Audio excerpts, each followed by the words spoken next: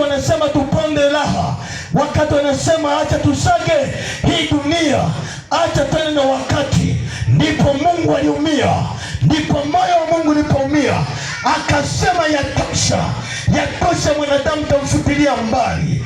Mungu alileta kwa ugalika, Mungu hakuacha hivi ilivyo. Alikuwa kwa mtumishi mmoja wa Mungu ambaye ni Nuhu, alisema kweli, lakini watu wakugeuka. Alipoambia tujenge safina, watu waliona kama kawaida, watu waliona kama mzamzaa. Wengine waliendelea na ulevi wao, wengine waliendelea na uzinzi wao, wengine waliendelea kupiga anasa, wengine waliendelea kufanya uchafu. Wakati huo Mungu anamwambia Nuhu ya kwamba jenga safina. Wengine walimuona ni kama mtu aliyechanganyikiwa, wengine walimuona kama mtu asiyefaa. Unataka niseme? Unataka nikwambie?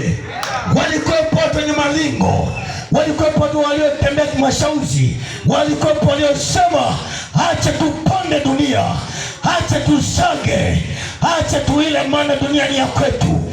Lakini hawakujua ya kwamba walikuwa wamepewa neema ya kutengeneza safina. Unataka niseme? Leo utasema kidogo.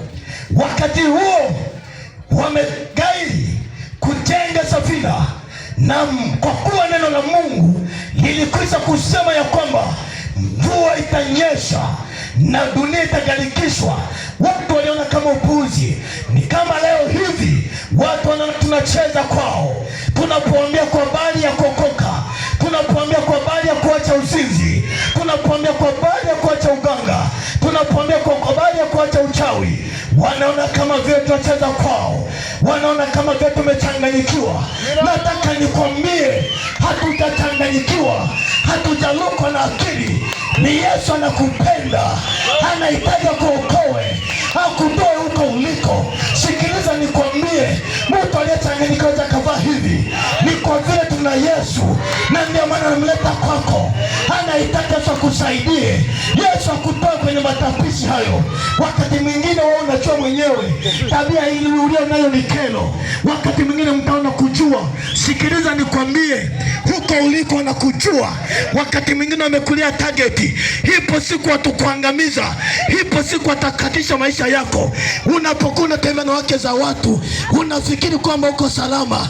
Nataka nikwambie kijana mwenzangu, nataka nikwambie baba mwenzangu, nataka nikwambie mama mwenzangu, neema ingalipo. Leo ni zamu ya kuokoka. Yesu anahubiriwa mahali hapa, anahitaji kupumzishe, anahitaji kutoa na tabu yako, anahitaji kukumbuke.